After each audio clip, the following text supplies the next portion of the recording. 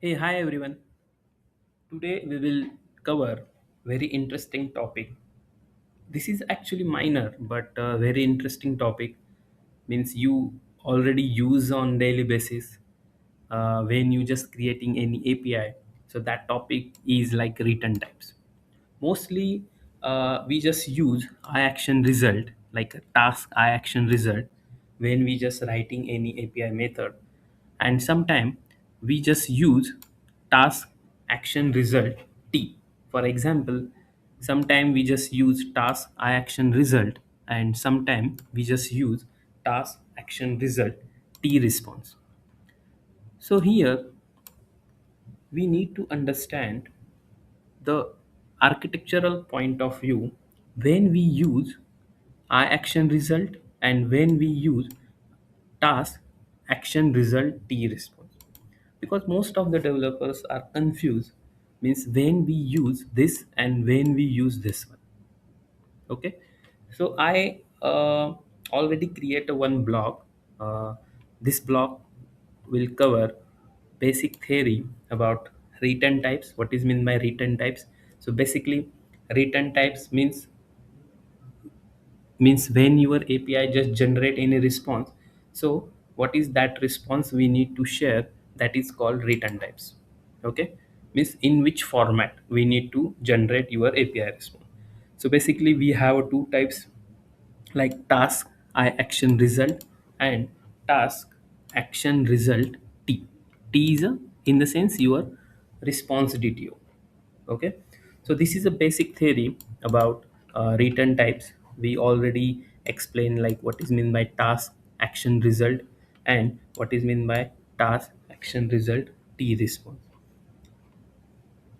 Mostly we just prefer task action result T. Why? Because there are multiple advantages using iAction-T.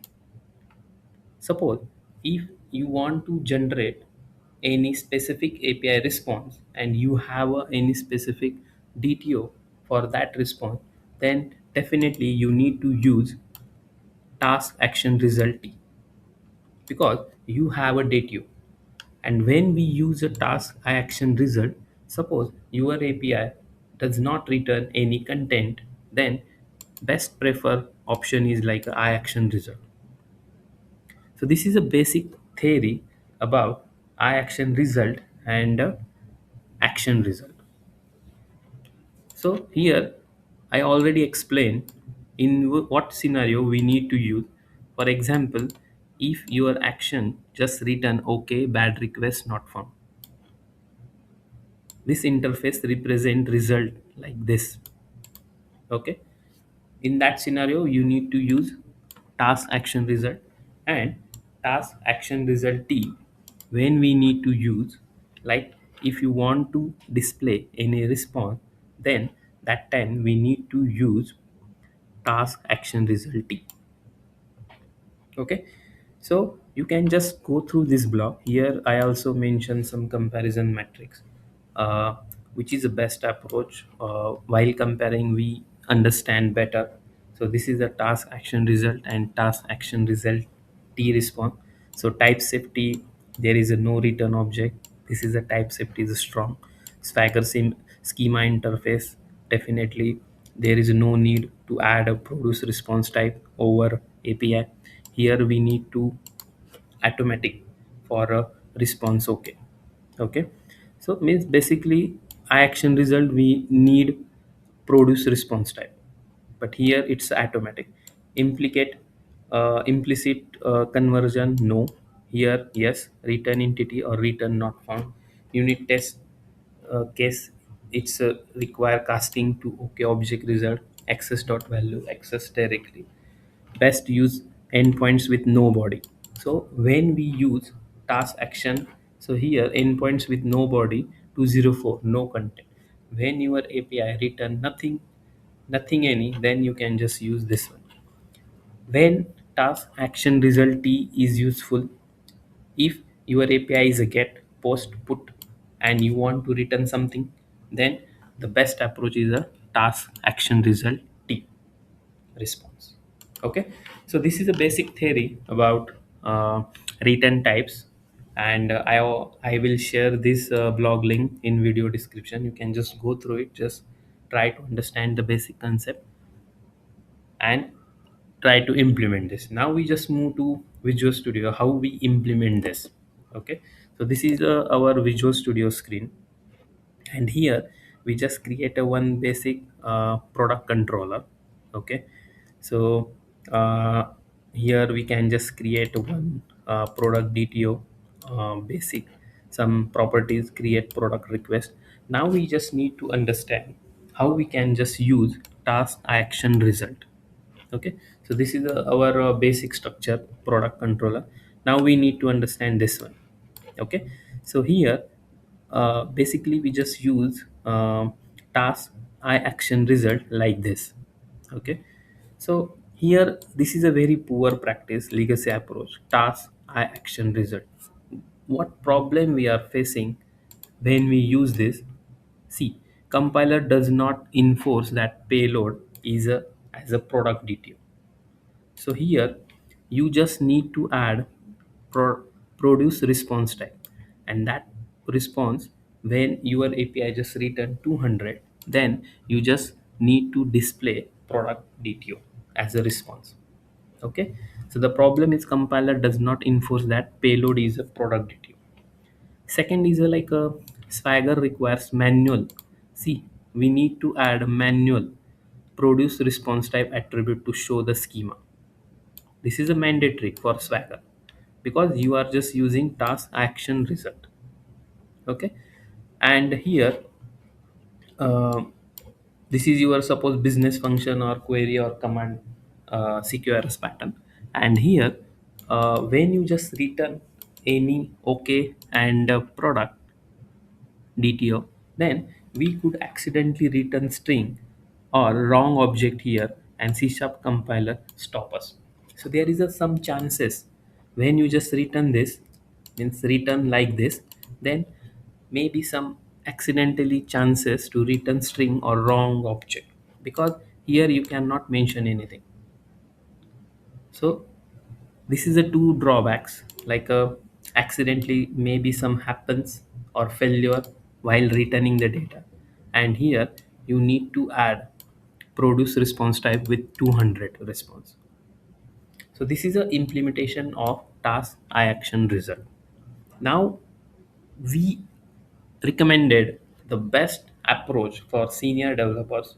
Okay, as a senior or as a principal, we need to implement task action result T. Basically, if your API is a get, post, put, or return anything. Okay, so best practice is a type safe, self documenting for Swagger, and clean syntax. How we can use this? So this is our basic. Now we not need to add a separate produce response type for a 200 response, because it's already covered over here. Okay, so norm now we just handle produce response type for 400 and 400 for a bad request. And how we can implement this? For example, this is your DTO, what data you need to return. So task action result product DTO. Okay, so in this way you can just implement this, and this is your product DTO. Product DTO we already implement over here. Okay, basically this is a separate model or business logic. For demo purpose, I'll just mention everything over here for explaining better. Okay, so now we understand like how we implement this task action result and product detail. So here one more benefit to adding this, here we just simply return product. So implicit conversion operator converts product DTO straight to action result product DTO. So here automatic conversion is happen because we just write task action result product DTO. So this is a best practice, and when we use task action result, what is the best practice to use when your API does not return anything, means no content endpoint. That time you can just use definitely this one, because your API does not return nothing in. Okay, so best practices where there is no return body like HTTP 204, then I action result is correct. Implementation is the same. Task I action result. Suppose delete product. In delete, you not return anything, return no content. So that time you need to use this. Okay, so this is a basic concept today we will cover, but it's a very important because most of the developers just implement this but not understand what is the actual use of this, and what is the best practice to use this, and when and why we need to use this. Okay, so in short, before end the video, I just summarize. See, this is a basically return types. We have a two return types: task I action result and task I action result response. Okay, basically this is a T type response. Okay, and uh, what is the best use case for task I action result is like when your API does not return any data or no content data, then you can just use this task I action result. And if your API return something, generate some response, return some data like get, post, put, or you need to return something, then definitely you can just use this. Okay, I hope you understand. For theory, for more basic concept, you can just go through that blog. That blog cover basic theory, and definitely you understand the concept about return types. This is very important, and we use on daily basis. So we need to know each and every concept about API. Okay, I hope you understand, and I hope you implement the best architecture design while developing the code. Okay, thank you guys.